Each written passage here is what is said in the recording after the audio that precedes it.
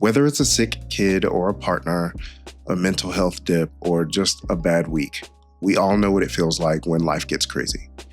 But your creativity doesn't have to disappear altogether. In this episode, we're going to talk about how to keep creating even when life feels heavy, even when things get hard.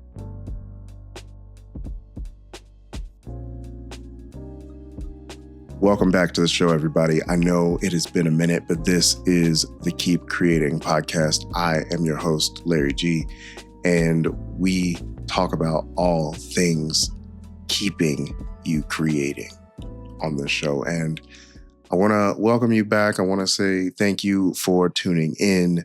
This episode means so much to me because it's something that I personally am going through.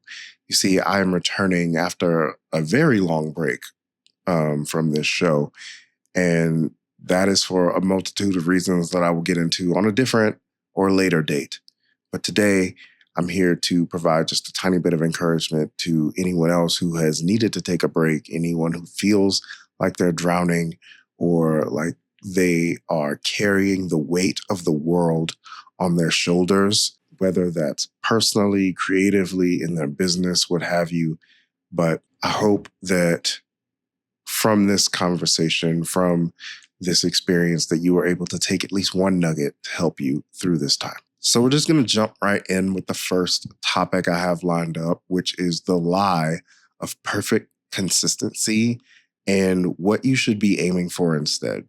So there's this lie that people tell themselves when it comes to being consistent, and that is that you have to hit the mark every single time in the same spot. That is not consistency. According to the dictionary, consistency is the steady, repeated application of effort, behavior, or standards over time, often outweighing natural talent to produce significant results. So by definition, consistency is not hitting a mark. Consistency is about effort and behavior. And anyone who I've talked to so many people, listened to so many things about consistency, and all of them say basically the same thing of it's not doing the exact same thing every day. It's not hitting the same mark every day. It's not even hitting the same mark every week. It's, are you putting in the effort? Are you showing up at all? That is what's consistent. A great analogy is when you start going to the gym. When you start working out, you are extremely consistent in the beginning because you're motivated. You have this lofty idea, you have this goal that you want to hit, this thing that you want to achieve, and so you feel motivated. By week 2, you might be a little less motivated, but you still go. By week 4, you're dying, your muscles hurt, you're tired. And so if you are not building a habit of consistency, when your motivation fades, so will your habit. And this idea that creative people have in their head of, in order to be consistent, I have to do the same thing every time, every day, is just a lie. The point of being consistent is to help you show up. And showing up can look different if you're doing it consistently. Some days you're going to hit a high mark. You're going to show up with I'll use myself for an example, or video creators. You're going to show up with your big camera, your professional camera. You're going to use a nice lens, and you'll have all the audio gear and the lighting and everything pulled out, kind of like what I have going on right now. I wanted this to be a real effort, so I pulled out all the big stuff. Other days, I'm showing up with my iPhone on stories, bro. Like, I don't have the energy. I don't have the motivation, but I do want to be consistent. And so being consistent is just showing up and putting in the effort. And so my advice to anyone struggling with the idea of consistency is all you need to do is show up. And if that's pulling out all the stops, great. If that's putting in the bare minimum just so you can say that you did it that day, hey, consistency is consistency as long as you put in a little bit of effort. Now let's move on to the elephant in the room, which is why I haven't been showing up consistently. And that is because I had a baby. Not me physically. My wife had a baby, and that baby is now 1. And any new parent can tell you that having a child at home changes your life in just about every way. There is not a way my life has changed that has not been directly related to the child. And I love her so much. I am a proud papa. But that's beside the point. Having a child completely disrupted everything in my life that I had before. My creative schedule, my work schedule, the schedule I have with my wife, the way I do chores, everything. And the way I create, the way I think about creating, the way I spend my time, the way I spend my money, every part of my life was disrupted, has been disrupted. And that's okay. I think that this is something that I personally had to come to terms with. I knew that my life was going to change. I knew that things would be different. And I even tried to mentally prepare myself that I would not be able to move the same way that I was moving before I had a child. No amount of mental preparation prepared me for this. Nothing prepared me for this. And creativity and creating things for fun or pleasure or whatever took the last seat on the bus. It was not this, and no offense to you guys or anything else, but this was not a priority. My priority was being a good dad and being a good husband and trying to put money in the bank and food on the table for my family. Those things are what's the most important. And because this is not paying me and not making me any money at this moment, it took the final seat. It was not even allowed to sit in the middle. It had to take all the way back seat. And now that I've been a parent for a year, I'm starting to find a rhythm. I'm starting to find the time of day that I can use to fulfill this creative part of my life. And honestly, that's after my kid and my wife go to sleep. So I'm out here. It's what, 9:40 at the time of recording this PM. And I'm out here recording this podcast. I'm out here doing something creative to fulfill this itch that I have in my soul and in my brain. And that's the next point, is that if you have the itch, if you have the desire, you have to make the time and you have to find the time first.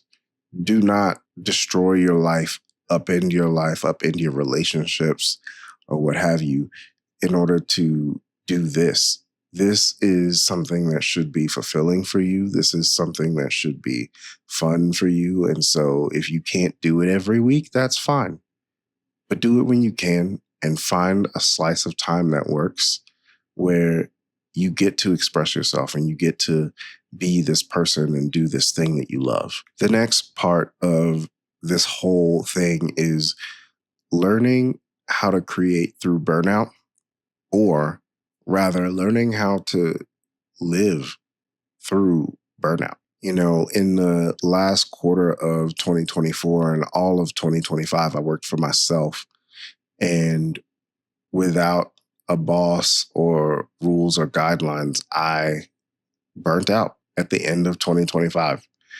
I burnt out because I was literally working every day, including holidays, including weekends.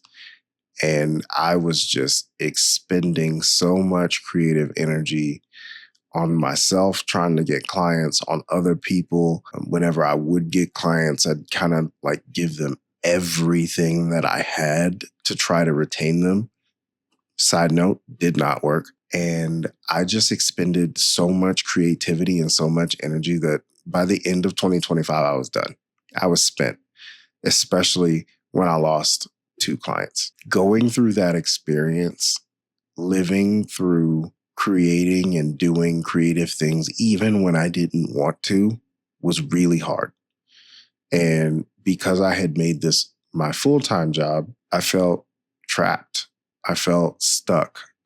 I felt like even if I wanted to create something for myself, I couldn't truly just create something just for fun because I needed to get more clients and pay the bills and make money. And when this started as something that was fun and creative and fulfilling, feeling that way made me not love this. It made me not want to do it.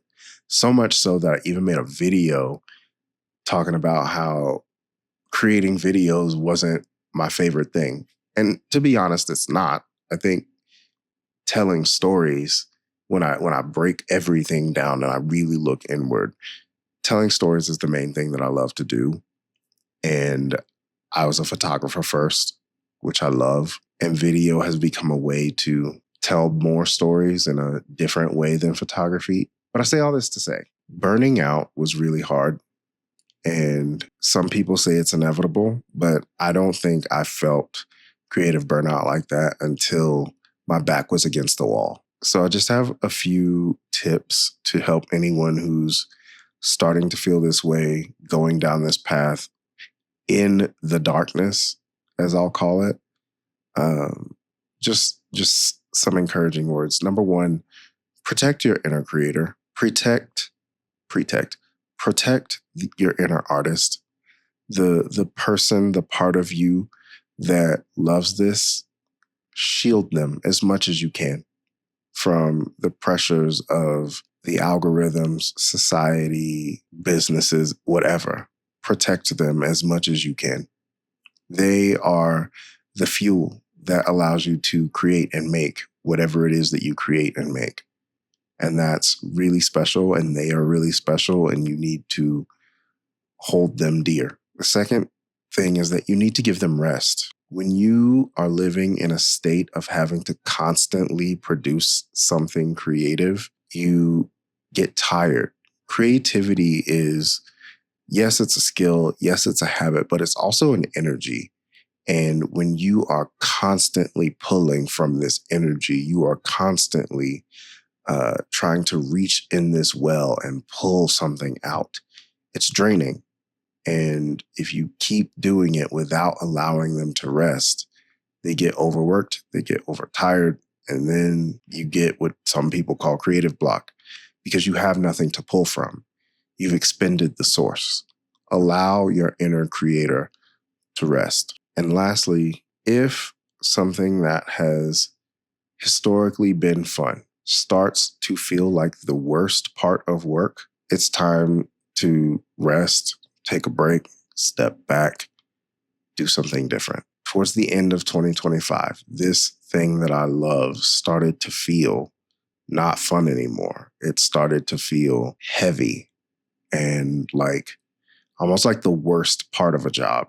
Like I almost dreaded having to take out the camera and dreaded having to set things up and do things like that. And I don't want to feel like that anymore, which is why I've done something else in my life so that this can be fun and I can do this in the way that makes the most sense again. But man, trying to pour from an empty cup is literally the hardest thing I've ever had to do. One of the hardest things I've ever had to do. This episode has been all about creating when life happens and when life starts doing life to you or for you, however you want to look at it. And right now I need to listen to my life and my body. I'm tired.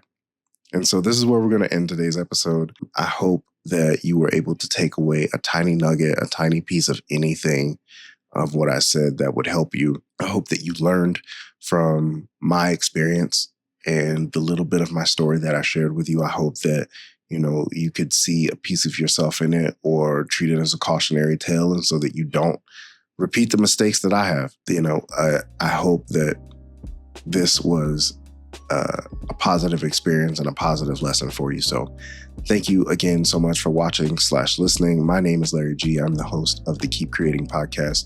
Until next time, remember to do the work, believe in yourself, and most importantly, keep creating. Peace.